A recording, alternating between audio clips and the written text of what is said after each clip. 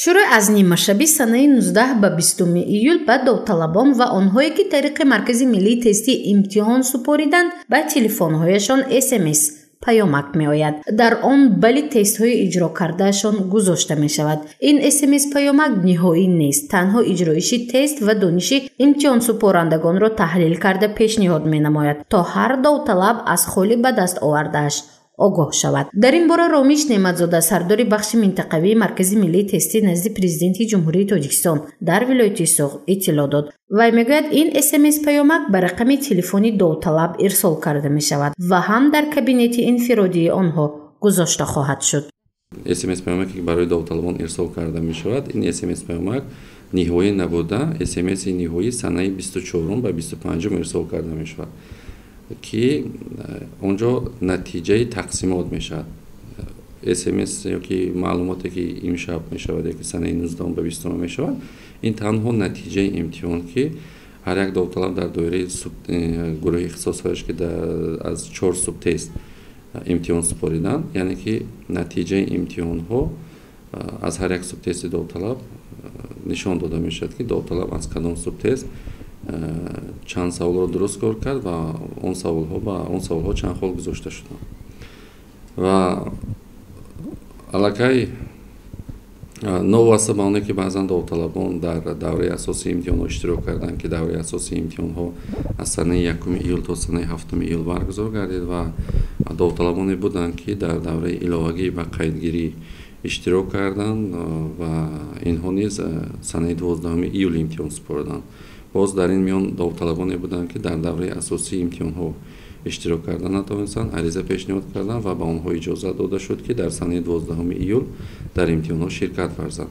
ва ҳамаи ин довталабоне ки дар давраи асосӣ ва дар давраи иловагӣ имтиҳон супориданд, натиҷаи имтиҳонҳояшон танҳо санаи ҳамишаб, яъне ки санаи 19 июл ва 20 июл яъне ки эълон карда мешавад.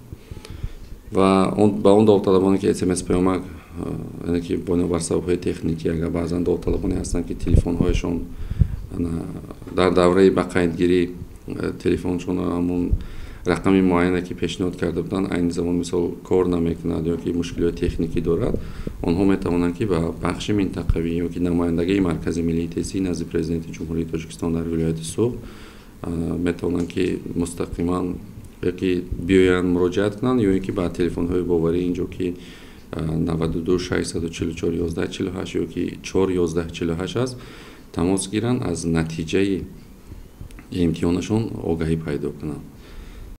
смс паёмак ба ҳамаи довталабон новобаста дар давраи асосӣ ва ё иловагӣ ҳуҷҷат супориданду дар имтиҳоноти марказонида давлатӣ иштирок карданд хоҳад рафт. аз рӯи натиҷаи баллҳо ба тақсимот роҳ ёфтанду наёфтани довталабон муайян карда хоҳад шуд.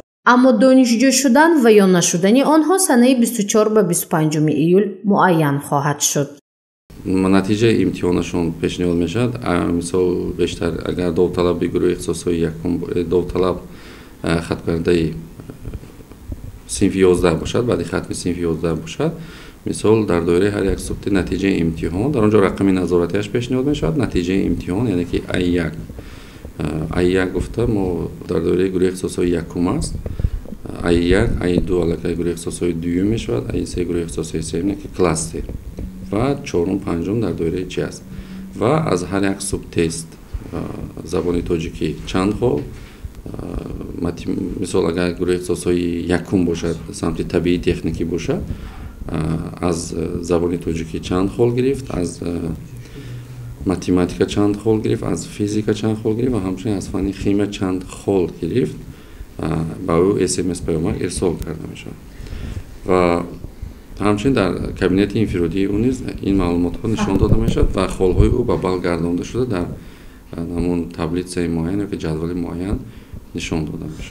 аз рӯи маълумотҳои оморӣ беш аз 21 000 нафар барои қабул шудан ба муассисаҳои оливу касбӣ ва техникӣ ба маркази миллии тестӣ назди президенти ҷумҳурии Тоҷикистон дар вилояти Суғ барои имтиҳоноти марказонидашудаи давлатӣ ҳуҷҷатҳои худро пешниҳод намуданд. аммо ҳамагӣ 95% онҳо ба имтиҳоноти марказонидашуда ҳозир шуда дониши худро санҷиданд. сабаби онро ба омилҳои гуногун рабт медиҳанд.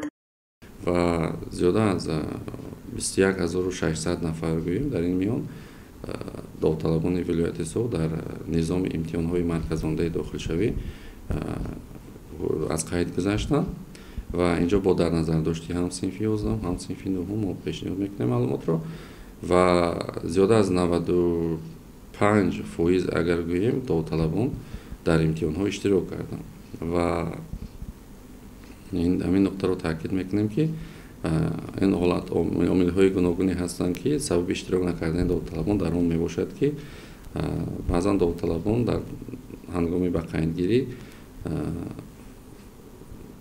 аз қайд мегузаранд, лекин инҷо самти ёки шаклҳои дигар ёки дигар воситаҳои дохилшавӣ ба муассисаҳои таҳсилоти олии ҷумҳурии Тоҷикистон ин бошад ҳам бошад квотаи президентӣ, яъне ки тавассути квотаи президентӣ дохил мешаванд ва онҳо аллакай вақте ки тавриқи квотаи президентӣ сазовори номи донишҷӯ мешаванд, дигар аз испори имтиҳонҳои марказондаи дохилшавӣ озод карда мешаванд.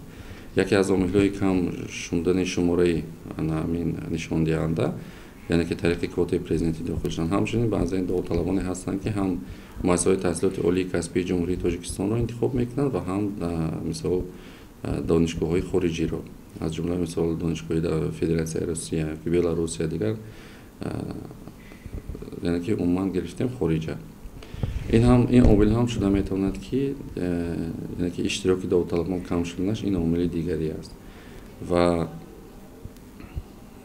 кам ҳолате ҳаст ки довталабон мисол аз қайд гузашта будашанду лекин аз дар имтиҳон ширкат накарда, яъне ки омиле ки ба худи довталаб вобаста бошад иштирок накарда бошад. Аксари иштирок накардани довталабон аз ҳамон чизе ки гуфтем ки тавассути квотаи президентӣ дохил шуданд, ёки баъзан довталабоне ҳастанд ки